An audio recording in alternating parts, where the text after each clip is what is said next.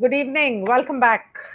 Last जो हमने show किया था, गौरहरी जी ने जो डीएनए की एक्सप्लेनेशन दी थी, बहुत सारे लोगों के मैसेजेस आए और उन लोगों ने बहुत अप्रिशिएट किया गौरहरी जी की एक्सप्लेनेशन को। Let me add Shri Gaurhari to the stream. नमस्ते, आपका स्वागत है एक बार फिर। और ये रहा, आपने ये तो बता दिया कि डीएनए वगैरह उससे ये होता है, हम्म, लेकिन अब उसका सल्यूशन क्या है? Number one. नंबर टू, हम्म, डीएनए को रीप्रोग्राम क्या हम लोग किसी तरह से कर सकते हैं? हम्म, नंबर थ्री, क्या कोई मेडिकेशन या मेडिटेशन, दोनों में से कोई चीज है जो काम कर सकती है? हम्म, तो आप यू कंटिन्यू। हम्म। उसके बाद जब सवालों का वक्त आएगा तो मैं आपसे सवाल पूछ लूंगी। हाँ जी, गौरहरी जी। तो आज का टॉपिक है जो करंट अपडेट है। हम्म। मतलब पिछली बार तो एवेकनिंग तो हो गया। हम उस एवेकनिंग को थोड़ा बड़ा करते हैं, ग्रेट एवेकनिंग बनाते हैं। हम्म। तो अभी हमारे पास क्या करंट अपडेट्स हैं, डीएनए के ऊपर है, हॉक्स के ऊपर है, और हम क्या कर सकते हैं एक्चुअल में। तो ये हम तीन पार्ट में समझेंगे। पहला पार्ट है कि हॉक्स तो गया, अभी वो भाग रहा है, हमसे ही भाग रहा है। उसको भी कैसे वो कैसे जा रहा है हमारे लाइफ से, उसको देखते हाँ, हैं। लेकिन गवर्नमेंट तो उसे वापस लाने की बहुत कोशिश कर रही है, दिन रात मीडिया के ऊपर। वापस आ गया, वापस आ गया, घर में बैठो, कपड़ा बांधो, ये सब बातें शुरू हो गई हैं। जी। तो उसके लिए तैयार करने के लिए मैं इंडियन जो जितने भी व्यूअर्स हैं उनको तैयार करने के लिए ही ये पहला पार्ट रखा हूँ, अदरवाइज मैं ये नहीं रखता। जो अभी भी सरकार का प्रेशराइजेशन को झेल रहे हैं। तो ये अभी स्टार्ट हुआ यूरोप से।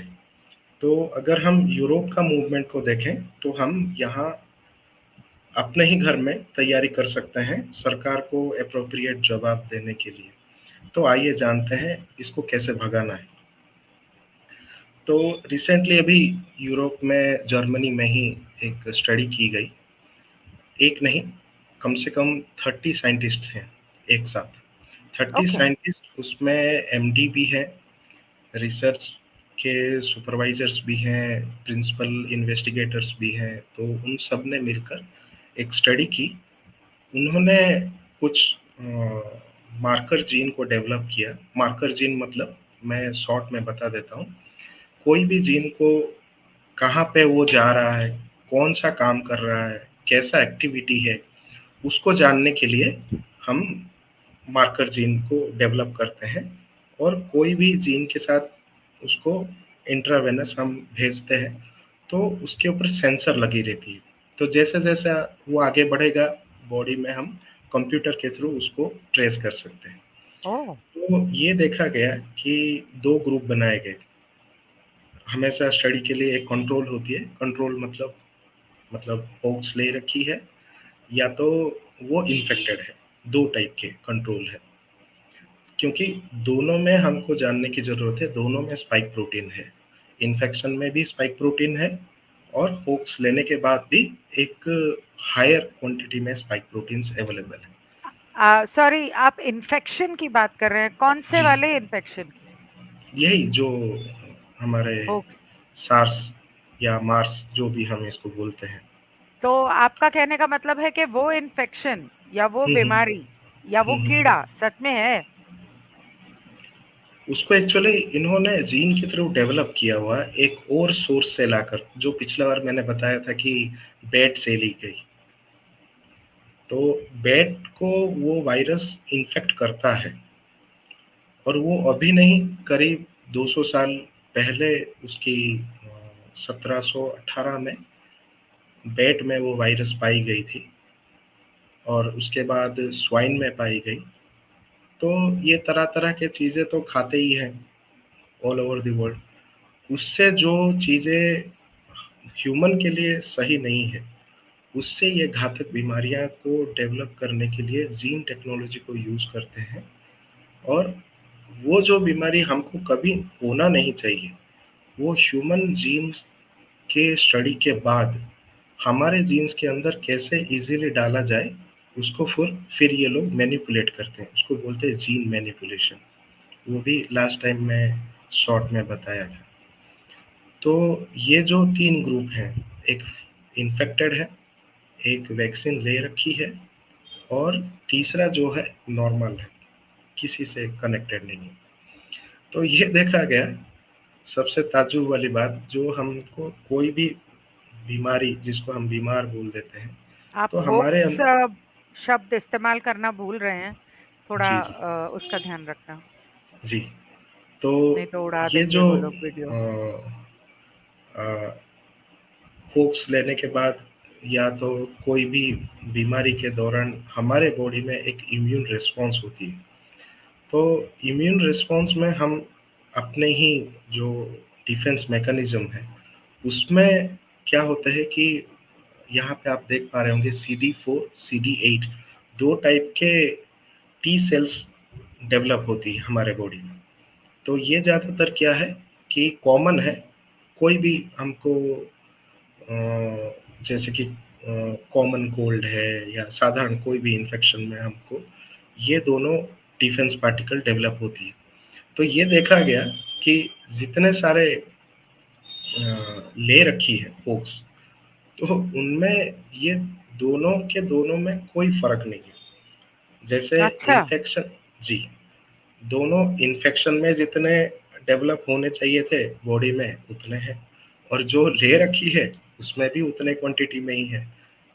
तो अच्छा। जो नहीं लिया है, तो ऑब्वियसली वो तो उसका बॉडी उसके डिफेंस मैकेनिज्म उससे अनजान है, ना उसको इन्फेक्शन है ना उसके पास हॉक्स है, तो उसके पास कोई इसका रिस्पॉन्स नहीं है। दैट मीन्स इससे ये पता चली कि आप लो या ना लो, आपका बॉडी जिस तरह रिस्पॉन्ड करना चाहिए किसी भी चीज़ को, वो उतनी ही क्वांटिटी में प्रोड्यूस कर रहा है। नेक्स्ट आता है मार्स। मैं इसको फनी नाम दे दिया हूँ, मार्स जो भी हो, क्योंकि इसका कोई नाम नहीं है, इन लोगों ने प्रोपेगेंडा फैलाई है। तो ये जो स्पाइक प्रोटीन है, ये एक टाइप का टॉक्सिन प्रोड्यूस करता है, जहाँ पे भी इसका टारगेट सेंसरी जीनोम, जहाँ पे इसको टारगेट किया जाता है। तो ये आगे जाकर क्या करता है कि इसको जब मार्कर जीन से एनकोड किया गया और उसको ट्रेस किया गया, तो ये देखा गया कि ये पूरे बॉडी में फैला हुआ है। आप बिलीव नहीं कर सकते, फ्रॉम पैर से लेकर पूरे सेरेब्रल कॉर्टेक्स यानी कि ये जो स्कल है, स्कल तक ये पूरा फैला हुआ है। और सबसे ज़्यादा मात्रा कहाँ पे पाई गई? सबसे ज़्यादा मात्रा पाई गई, ये आप इमेज में देख सकते हैं, ये हमारा स्कल है, स्कल मैरो, यानी कि ये ऊपरी हिस्सा है, तो जिसको हम खोपड़ी बोलते हैं। तो खोपड़ी से जस्ट नीचे जो हमारे ब्रेन और स्कल के बीच में जो लिंकेज होती है, एक पतली सी लेयर, वहाँ पे ये सारे के सारे स्पाइक प्रोटीन जो है सबसे ज़्यादा मात्रा में बैठे हुए हैं। और यहाँ पे जो रेड डॉट्स दिख रहे हैं आपको, जहाँ पे रेड डॉट के ब्लास्ट हो रहे हैं, यहाँ पे इन्होंने गड्ढा किया हुआ। तो यानी कि ब्रेन न्यूरॉन सेल के अंदर जाकर उस वो जो स्पाइक प्रोटीन है वहाँ पे जाकर एक टाइप का इन्फेक्शन बोल सकते हैं, या तो उसी ब्रेन सेल को डैमेज कर रहे हैं। यहाँ पे वो वीडियो था, वीडियो प्ले नहीं हो पा रहा है, पर मैं उस वीडियो को भी प्ले करना चाहूँगा बाद में। तो उसमें आप देख सकते हैं स्कल में वो जाकर पूरे लिटरली वो छेद कर रहे हैं। तो ये तो बता रहे हैं कि आप जब हुक्स लेंगे, आपके बॉडी में भी स्पाइक प्रोटीन एक ऐसा डिफेंस वाला स्पाइक प्रोटीन पैदा करेगा, जिससे आपके बॉडी को हेल्प होगा, वो मदद करेगा इसके अगेंस्ट में। लेकिन ये बिल्कुल गलत है, ये ज़्यादा से ज़्यादा उसी स्पाइक प्रोटीन को प्रोड्यूस कर रहा है, जो जाकर आपके ही ब्रेन सेल को वो डैमेज कर रहे हैं।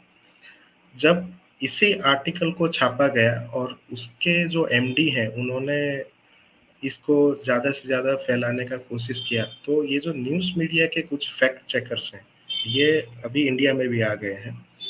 तो यूरोप में ये जो फॉल्स फाउसी मीडिया भी हैं, जो सीडीसी के बैठे हुए यूएसए में, तो इन दोनों ने मिलकर उसको ये बताया कि हमने इसका फैक्ट चेक किया और ये सरासर गलत है। वो रिसर्च डेटा को भी गलत ठहरा रहे हैं। तो उन्होंने क्या किया, ये जो सारा डेटा मैं अभी दिखा रहा हूँ, ये इमेज है, ये CD4, CD8, ये जो डेटा है, इन्होंने literally open source research article की तरह इसको छाप दिया। ट्विटर में इस वीडियो को उन्होंने पब्लिश कर दिया और उन्होंने बताया कि अब बताओ कि ये फैक्ट है या फॉल्स है। तो इसका जो मेन उनका बताना था, जो तत्व, वो है परमानेंट ब्रेन डैमेज। यानी कि इन्फेक्शन तो एक बहाना था, इन्फेक्शन करने के बाद भी जो होक्स ये लोग लगवा रहे थे पुश करके, फिर बाद में जब इनके ऊपर लॉ सूट्स फाइल हुए तो ये उन्होंने बोल दिया कि ये लोगों का वॉल्यूंटरी एक्शन था। इवन इंडिया में भी यही नाच चल रहा है। तो इन्हों ये क्या करते हैं, ये स्पाइक प्रोटीन जाकर ब्रेन को परमानेंटली डैमेज कर रहे हैं। 1 मिनट मैं पूछ सकती हूँ किस तरह का जी। डैमेज करते हैं? अ, वो लिटरली वो गड्ढा कर देते हैं वो ब्रेन को। मैं एक वीडियो अपलोड किया कर रहा हूँ, हुँ। उसको मैं प्ले करना चाहूँगा।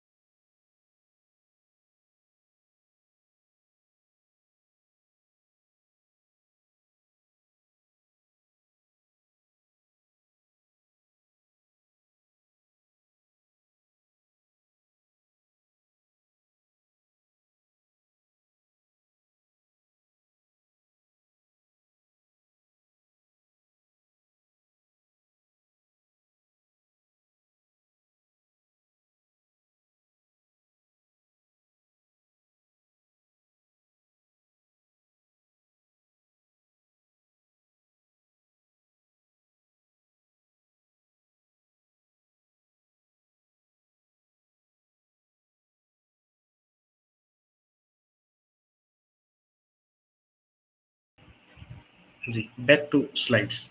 तो तो गौरहरी जी, ये जो जी। आपने दिखाया वीडियो, हुँ, ये हुँ, जिनको इन्फेक्शन हुआ, जिन्होंने होक्स लगाया और हुँ, जिन लोगों ने वो टेस्ट किए थे, जिसमें गले में और नाक में लंबा सा डंडा डाल के हुँ। उन वो लोगों को भी ये वाला असर होगा? नहीं, उसका तो कुछ कह नहीं सकते। मैं तो ये रिसर्च के आधार पे बोल रहा हूँ, क्योंकि फ़ॉर्च्यूनेटली मुझे पता चला कि ये जो रिसर्च किया है, ये मेरा ही एक जूनियर है, जो हुँ, जर्मनी में है, और मैंने कल ही उस पता चला कि वो उसी का ही ये रिसर्च पेपर है। तो अच्छा। उसी से ये मैंने पूरा डेटा मँगवाया और उससे पूरा बात समझा, और वो खुद 1 साल पहले होक्स का फैला रहा था, इसके पॉज़िटिविटी।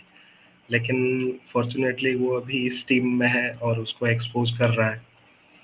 तो हुँ, वो माउस के ऊपर भी पहले इनिशियली रिसर्च किया, हाँ। फिर उसको ह्यूमन के ऊपर मार्कर जीन डालकर उन्होंने देखा कि ये सारे के सारे स्पाइक प्रोटीन कर क्या रहे हैं अंदर।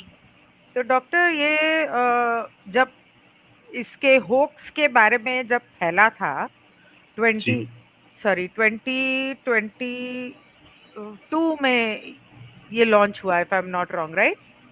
तो तब एक बात और फैली थी कि ये जो टेस्ट कर रहे हैं गले में और नाक में डाल-डाल के, हुँ, उसके बड्स के आगे भी इस तरह की जीन या यूँ कह लो कि इन्फेक्शन का वो कीड़ा वहाँ पर लगाया हुआ है और ये लोग टेस्ट के बहाने से आपके अंदर यही स्पाइक प्रोटीन या ग्राफीन ऑक्साइड जो है नैनो पार्टिकल के हिसाब से आपके अंदर डाल रहे हैं।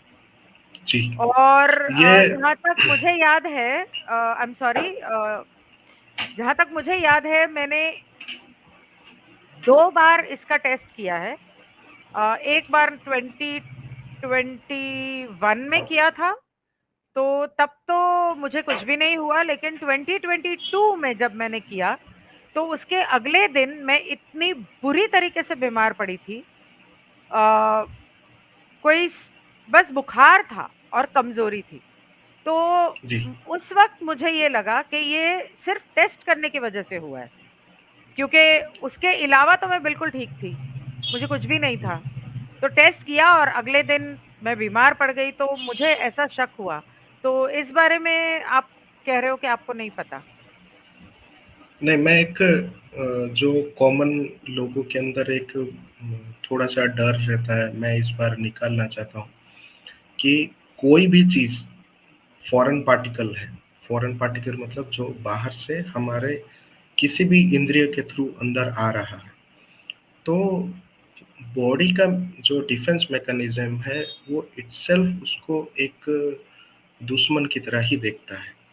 चाहे वो कि खाना भी क्यों, हुँ, अगर फूड पार्टिकल भी आप अगर हाथ को काट करके ब्लड के ऊपर रख देंगे, हुँ, तो वहाँ पे भी वही इम्यून रिस्पॉन्स होगा, वो ये जज नहीं करेगा कि ये फूड है। हुँ, वो फॉरेन पार्टिकल मतलब आपको एक इम्यून रिस्पॉन्स देगा, उसके ऊपर आपका जो वे ऑफ एंट्री है, जैसे कि आपने कहा कि आप नाक के थ्रू उस बर्ड का टेस्ट करवाया, तो जनरली ये सब सेंसिटिव ऑर्गन्स है, नाक का लिंक आँख, ब्रेन सबके साथ है। तो तुरंत जो इम्यून रिस्पॉन्स होता है वो ऐसे ही होता है, फीवर होगा या तो ऐसा इम्यून रिस्पॉन्स हो सकता है कि गले में खराश होगी या तो वीकनेस लगेगा, इस टाइप का। हाँ, तो ये कॉमन है और ये बॉडी अपना इम्यून रिस्पॉन्स मतलब उसका ऐसा ये मैकेनिज्म है, ये कह सकते हैं कि ये पॉजिटिव साइन है कि आपका इम्यून रिस्पॉन्स ठीक तरीके से काम कर रहा है। इवन जब आप ये देखते होंगे कि कोई छींक मार रहा है, तो उसको बोलते हैं गॉड ब्लेस यू। तो यानी कि वो छींकना भी उसका एक इम्यून रिस्पॉन्स है, कोई फॉरेन पार्टिकल उसके नाक के थ्रू गया और ओके, बॉडी तुरंत रिफ्लेक्स दिखाए, उसको तुरंत निकाल दिया। ओके। तो लोग डरना नहीं चाहिए ये सब से, और कोई भी इम्यून रिस्पॉन्स आ रहा है, तो आपको अंदर थोड़ा-सा तो स्ट्रॉन्ग रहना चाहिए कि मेरा इम्यूनिटी सही काम कर रहा है। सही बात है, जी, ठीक है, तो ओके। ये उसी का ही रिस्पॉन्स है। हुँ, तो ये सब जो उन्होंने पुट अप किया, और ये उन्होंने जर्मनी पे भी दिखाया और नीदरलैंड में भी दिखाया।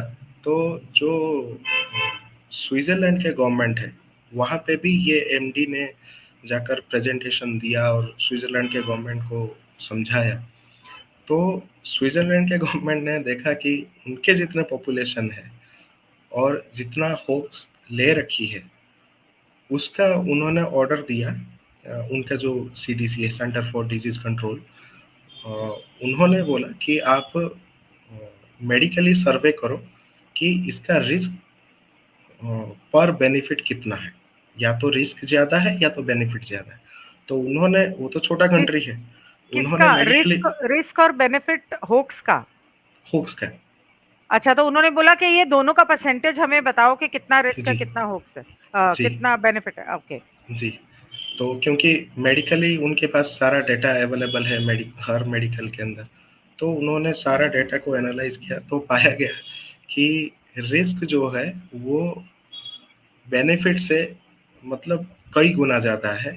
कि उसके बाद उस सर्वे का डेटा को छुपाया गया और कहा गया कि इसको रातों रात बंद करो, ये जो चल रहा है। और जितने भी लोगों ने लगाए हैं और उनमें जो तरह-तरह के ये जो डिफ़ॉर्मिटी आई है, किसी को ऑर्गन फेल्योर हो रहा है, किसी को लॉन्ग टर्म बीमारी आ गई, किसी को ऑटो इम्यून डिसीज़ आ गया, तो उसके ऊपर उन्होंने ये जारी कर दिया कि अब गवर्नमेंट तो अपने ऊपर ले नहीं सकता है कि उसने गलती किया है करके।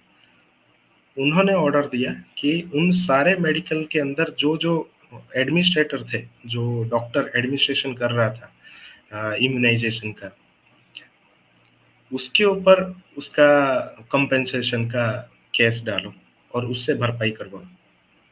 अच्छा, मतलब डॉक्टर गलत है, जी, देने वाला, वो जी, जी, लागू करने वाला, लॉ बनाने वाला, लोगों को जी, बोला जिसने कि इनको वो ये होक्स लेना ही है, वो गलत जी, नहीं है। जी, ये स्विट्जरलैंड ने किया, आपका कहने का जी, मतलब है। जी, जी। यूके में जो लोगों को दिया गया उसके लिए?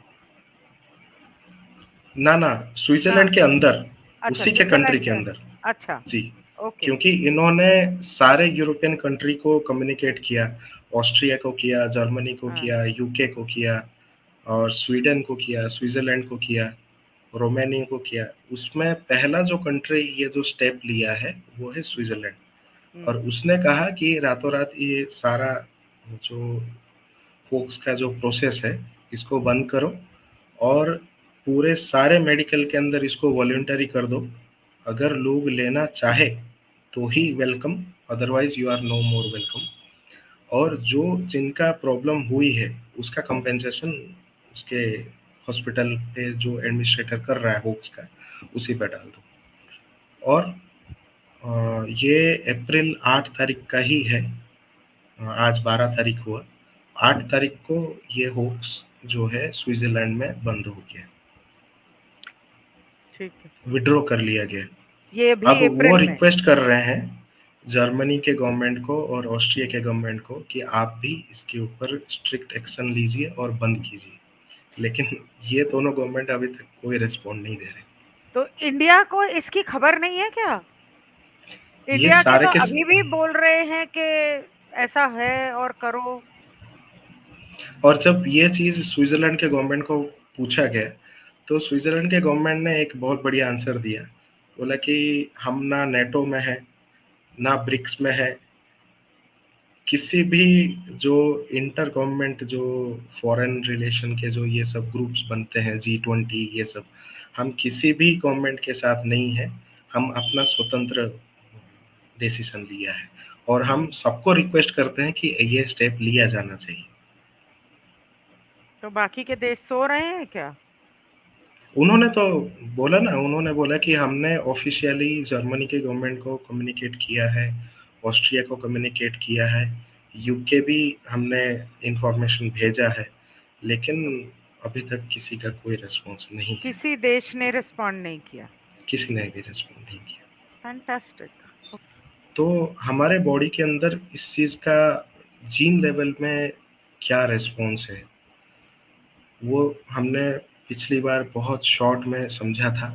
अभी हम देखते हैं कि हमारा डीएनए को कैसा डैमेज किया जा रहा है हर एक बाहरी तत्वों से। पहली बात ये समझेंगे कि कौन-कौन से ऐसे बाहरी तत्व हैं जिससे हमारा डीएनए डैमेज होती है।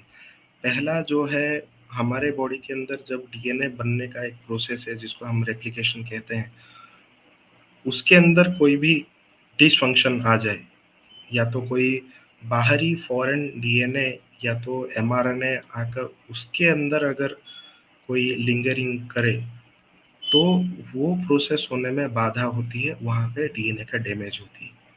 सेकंड आती है ऑक्सीजन रेडिकल्स, जो फ्री रेडिकल्स होते हैं, जो हम जो ग्रीन वेजिटेबल्स हैं, एंटीऑक्सीडेंट वाले चीज़ें लेते हैं, हमारे बॉडी के अंदर भी एंटीऑक्सीडेंट्स पैदा होते हैं।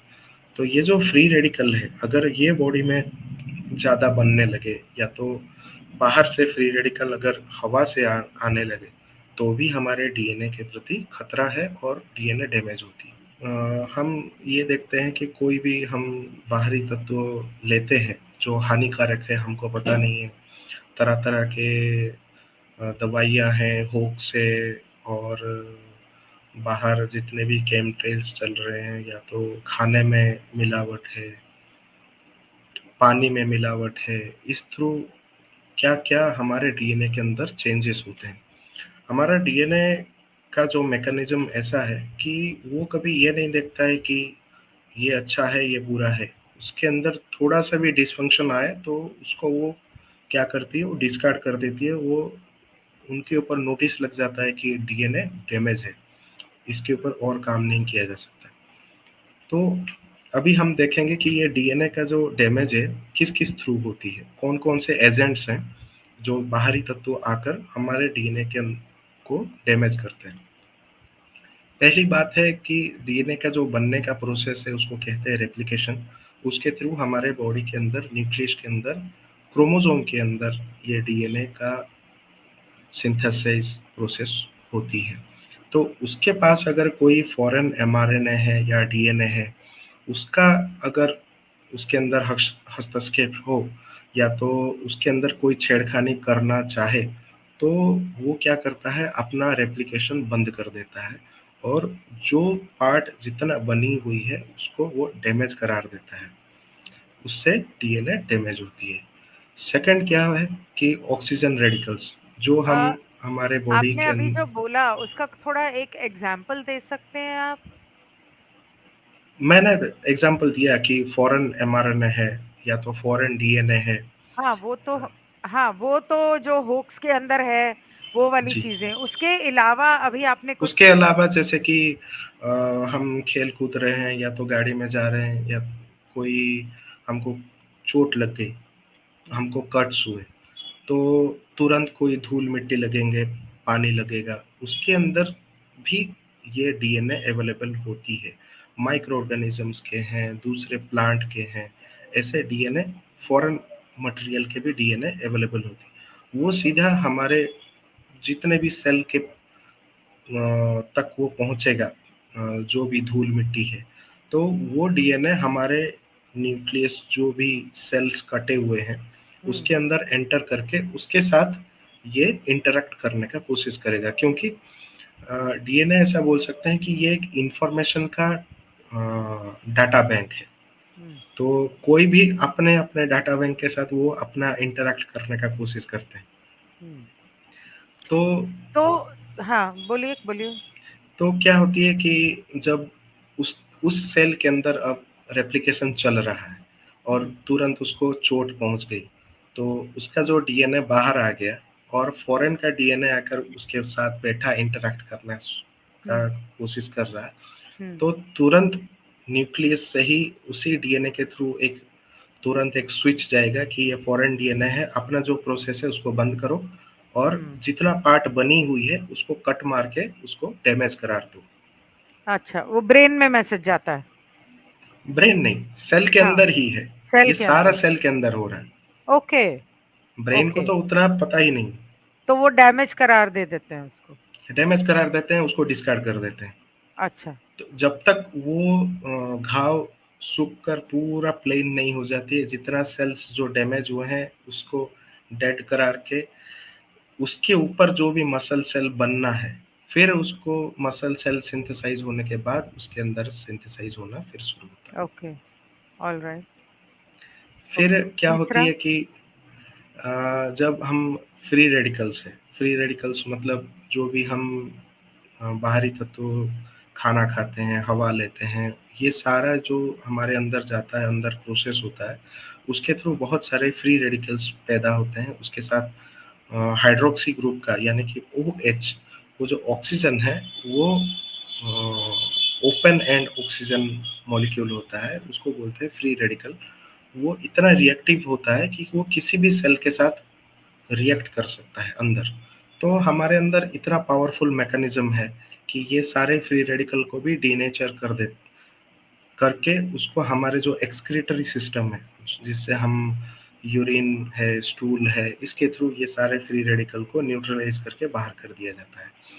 तो ये फ्री रेडिकल अगर किसी सेल के साथ इंटरेक्ट कर जाए, तो वो सेल के अंदर जो न्यूक्लियस के अंदर जो डीएनए है, उसको ये डैमेज कर सकते हैं। तो उससे भी डीएनए डैमेज होती है। नेक्स्ट है आयनाइजेशन रेडिएशन। तो जैसे कि ईएमएफ्स हैं या तो एक्स-रे रेडिएशन है, ऐसे तरह-तरह के जो घातक रेडिएशन है, उसके थ्रू भी हमारे डीएनए सेल को रप्चर करके हमारे डीएनए के ऊपर डैमेज किया जा सकता है और होता भी है। फिर थर्ड आती है केमोथेरापेटिक्स, यानी कि हम जो भी बहुत सारे हाई-फाई मेडिसिन्स लेते हैं, दवाइयों के नाम पे एलोपैथिक में हो या तो केमो में, जैसे कैंसर में बहुत सारे केमोथेरेपी में हाज़ार्डस मेडिसिन्स लिया जाता है टू किल द सेल, क्योंकि वो सेल के अंदर इस तरह ऑटो इम्यून सिस्टम तैयार हो गई है कि वो इनफाइनाइट टाइम तक वो ग्रो होता रहेगा, क्योंकि उसका डीएनए जो है रीप्रोग्राम हो गया। तो ये जो कैंसर में भी हम बहुत सारे जो मेडिसिन्स जो लेते हैं, वो hazardous केमिकल होते हैं, वो सीधे जाकर अ, उनके पास तो कोई ऐसा प्रोग्रामिंग नहीं है कि वो सिर्फ डैमेज्ड या तो कैंसरस सेल को ही जाकर मारे। सॉरी। तो वो क्या करते हैं कि वो आसपास के जितने भी अच्छे भी सेल हैं, उनको जाकर भी हानि पहुंचाते हैं। तो उसके थ्रू भी डीएनए डैमेज होती है। फिर आता है पॉलीएरोमेटिक हाइड्रोकार्बन्स, यानी कि हम बहुत सारे जो चीज़ें गार्बेज के नाम पे जलाते हैं, केमट्रेल्स चलती है हवा में, और कोई भी चीज़ ऐसे ही प्लास्टिक के नाम पे हम जो बनाते हैं, उसके थ्रू भी बहुत सारे जो हाइड्रोकार्बन्स हवा में आती है, उसको हम हवा के थ्रू जब लेते हैं, तो हमारे अंदर भी जो सेल्स हैं, उसका डीएनए डैमेज होती है। आप कहना चाहते हो कि जो प्लास्टिक जलाया जाता है बनाया उससे भी जाता है, होता है? जलाया जाता है, दोनों दोनों प्रोसेस से में होता हमारे। है? जी। अरे बाप रे! तो प्लास्टिक को इन लोगों ने बैन क्यों नहीं कर दिया अब तक, मुझे समझ में नहीं आ रहा है। ठीक ये है। चाहते हैं रूल करने का, ये बैन कैसे करते हैं? हे भगवान! तो हाँ। फिर सेकंड स्टेज में आती है कि ये डैमेज जो है, हमारे डीएनए के अंदर जो बायोकेमिकल्स होते हैं, वो बहुत सारे अलग-अलग प्रोसेसेस हैं, उसके थ्रू डैमेजेस होती है। जैसे कि अंदर हमारे 4 बेस पेयर होते हैं ATCG, उसके अंदर कोई डिफ़ॉर्मिटी आ गया, तो वो डैमेज करार देता है। नहीं तो किसी डीएनए स्ट्रैंड में कहीं पे कट आ गई, तो वो भी डीएनए डैमेज की तरह उस पूरे डीएनए स्ट्रैंड को डिस्कार्ड कर दिया जाता है। या तो कोई ऐसे डीएनए बनने के प्रोसेस में अगर आपस में वो अगर बाइंडिंग करने का कोशिश करे, तो जब ये अनऑथराइज्ड प्रोग्रामिंग डीएनए के अंदर होती है, तो वो क्या होता है, वो भी डीएनए डैमेज के थ्रू ही उस पूरे डीएनए स्ट्रैंड को डिस्कार्ड किया जाता है। फिर क्या है कि इतने सारे डैमेजिंग प्रोसेस को हमने देखा, अब ऐसा फील होता है कि सारा जो प्रोसेस है कचरे में जा रहा है, इसका कोई ब्रेन के पास इंफॉर्मेशन नहीं है क्या? तो ये सारा चीज़ जो है, डीएनए अपना काम अपना सारा रिस्पॉन्सिबिलिटी खुद उठाता है। ये ब्रेन सेल के अंदर भी जो डीएनए है, वो अपना काम अपना करते हैं। अगर पैर में कोई सेल है, वहाँ पे कोई डैमेज है, वहाँ पे रिपेयर करना है।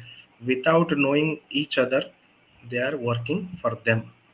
तो ये जो रिपेयर प्रोसेस है, ये भी 4 टाइप के रिपेयर प्रोसेसेस हैं। तो उसमें क्या है कि मिसमैच रिपेयर है, यानी कि कहीं पे मिसमैच हो गया, बेस एटीसीजी में पेयरिंग नहीं हो पा रही है, तो वो क्या करते हैं कि एक बेस को कट करके तुरंत आपस में जोड़ देंगे, जो सही है।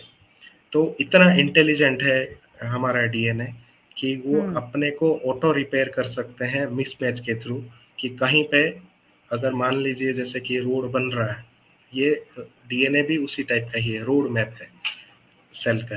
तो कहीं पे भी कोई पे कहीं पे मिसमैच हो गया, तो तुरंत वहां पर आकर सरकार की तरह पैच नहीं मारते हैं, उस पूरे पीस को कट करते हैं, आपस में जोड़ते हैं।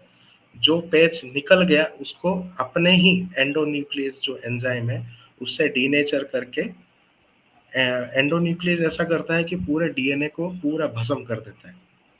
मतलब सेल के पास कोई गार्बेज नहीं, यानी कि नो स्ट्रेस वर्कलोड। तो डीएनए इतना इंटेलिजेंट है। फिर नेक्स्ट आती है बेस एक्सिजन, यानी कि एक बेस पेयर। एक बेस पेयर मतलब ATCG, जैसे कि ये 4 बेस पेयर को यूज करके अलग-अलग फॉर्मूला में ये डीएनए बनी है।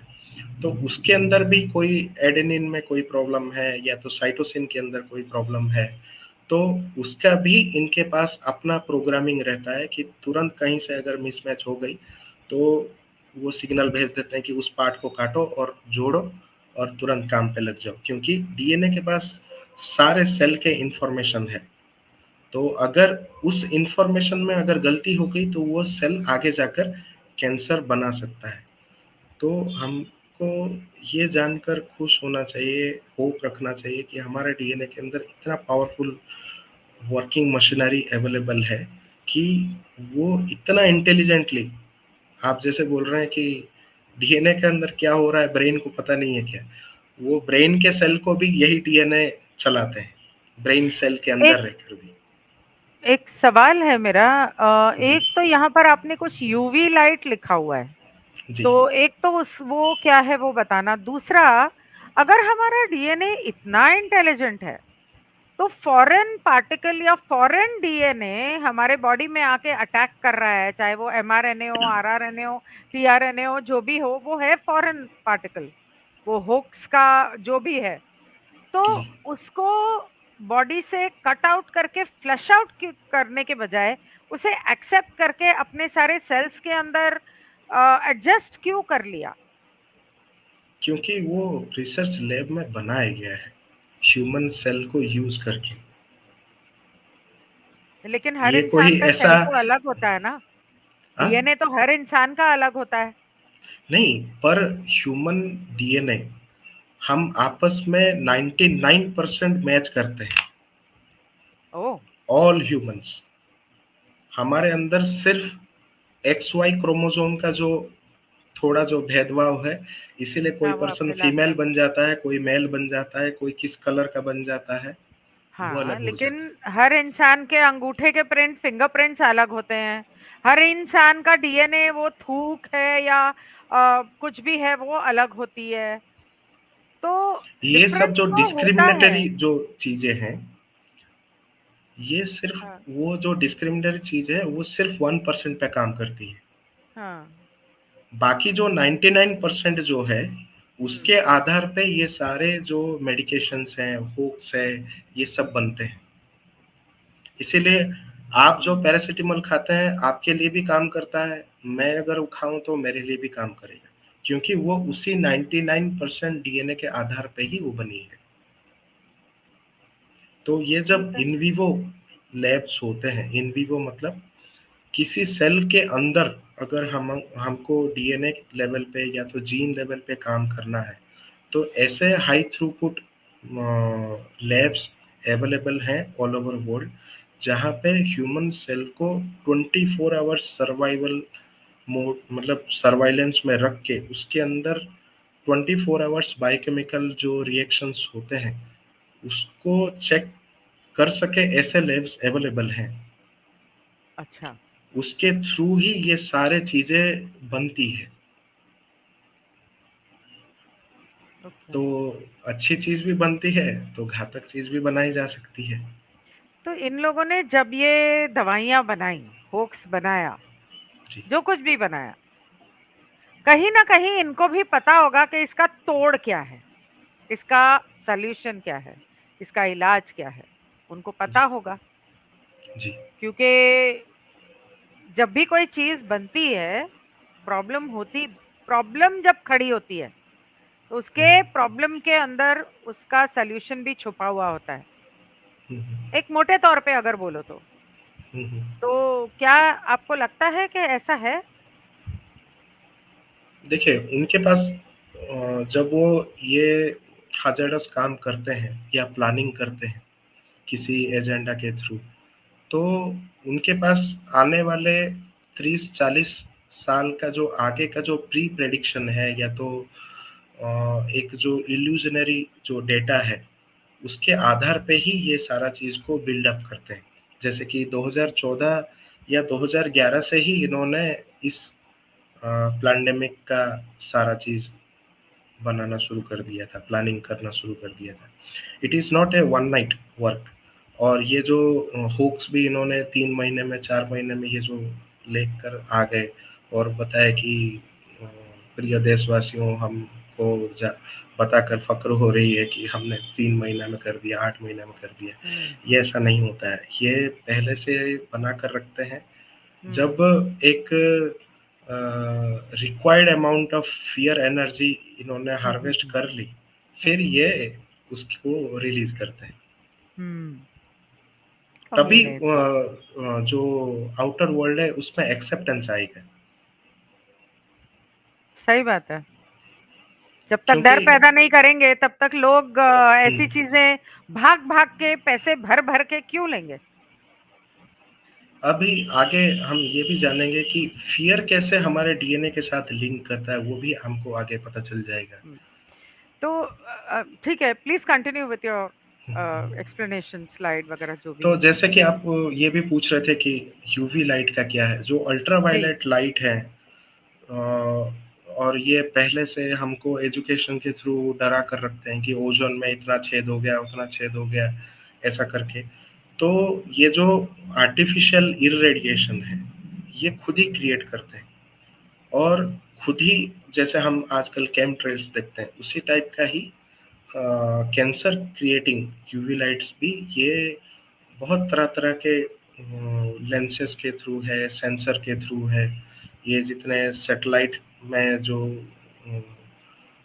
हाई मैग्नीफिशियरी जो सेंसर्स अवेलेबल होती है, उसके थ्रू भी ये बहुत तरह के टेक्नोलॉजीज़ को यूज़ करते हैं। अच्छा, आपका उसके कहने का ऊपर तो मतलब है कि यूवी लाइट सूरज से नहीं आ रही है, वो जो नुकसान देने वाली यूवी लाइट है, वो इन लोगों की पैदा की हुई अलग-अलग तरीकों से वो कैंसर पैदा कर रही जी। है। जी, जी, जी। Oh really? ओह माय जी, गॉड! ये आर्टिफ़िशियल है। तभी तो ये एसपीएफ के नाम पे सब लोगों को सनस्क्रीन लगवा सकते हैं। अच्छा, तो ये तो बहुत सालों से कर रहे हैं फिर ये लोग। हाँ, अभी देखिए अभी क्लाइमेट चेंज आ गया ना तो अभी कोई ओज़ोन का नाम ही नहीं ले रहा है। हाँ, सही बात है। जब हम एजुकेशन में थे 12th हुँ, बीएससी में थे तब हमको डराया जाता था कि सूरज में नहीं निकलना है, गॉगल्स पहन हुँ, कर ही निकलना है, ज़्यादा हुँ, धूप लग गई तो तुमको स्किन कैंसर हो सकती है। या हुँ। तो ये भी डराते हैं कि ग्रहण के टाइम में निकल गया तो तुझे यूवी लाइट लग जाएगा। हुँ। तो हाँ, ये यूवी लाइट से कैटरैक्ट होता है, यूवी लाइट से पता नहीं क्या-क्या होता है, बोलते हैं अगर पर हम आर्टिफ़िशियली उस यूवी लाइट को क्रिएट करें, हुँ, तो that may be very hazardous for us हुँ। पर क्योंकि पता उसके कैसे बहुत चले सारे दोनों में फ़र्क कब पता कैसे चलेगा? उसके लिए तो हायर कॉन्शियसनेस चाहिए जानने के लिए। अदरवाइज़ हम एक छोटे से कंक्रीट जंगल में रहकर पता नहीं कर सकते। सही बात है। ठीक है, फिर प्लीज़ कंटिन्यू। नेक्स्ट आती है कि न्यूक्लियोटाइड एक्सिजन। जब हम ये जानते हैं कि बेस में प्रॉब्लम आया, तो बेस को काट कर निकाल सकता है। अब न्यूक्लियोटाइड क्या है? न्यूक्लियोटाइड ऐसा है कि जब बेस है, शुगर है और फॉस्फेट है, इन तीनों को लेकर एक न्यूक्लियोटाइड बनता है और ऐसे अनगिनत न्यूक्लियोटाइड को साथ में एक चेन में लेकर ये डीएनए बनती है। तो आप ये देख जान जान सकते हैं सिंपल फॉर्म में कि डीएनए अगर एक पॉलीमर है, तो न्यूक्लियोटाइड उसका एक मोनोमर है। तो इस न्यूक्लियोटाइड में भी अगर कोई प्रॉब्लम आ गया, उसको भी ये रिप्लेस करके उसको रिपेयर कर सकता है। अब न्यूक्लियोटाइड से आगे क्या है कि जैसे कि हम देखते हैं कि डीएनए 2 धागे जैसा है, डबल हेलिक्स है। उसके अंदर भी अगर डबल हेलिक्स, डबल स्ट्रैंड में भी अगर कहीं पे प्रॉब्लम आ गई, तब भी डीएनए के पास ऐसा मैकेनिज़्म है कि उसी पार्ट को उस पोर्शन को वो फ्रीज़ आउट करके, कट करके, जोड़ के हमारे अंदर अभी भी मैं अगर बोल रहा हूँ, तो मेरे अंदर में भी कहीं न कहीं कोई भी सेल में ये चारों रिपेयर सिस्टम चल रहे होंगे। तो we should know this thing कि हमारे अंदर ये 4 रिपेयर सिस्टम डीएनए में ऑल टाइम चलती रहती है और इसको करने वाला भी खुद डीएनए ही है।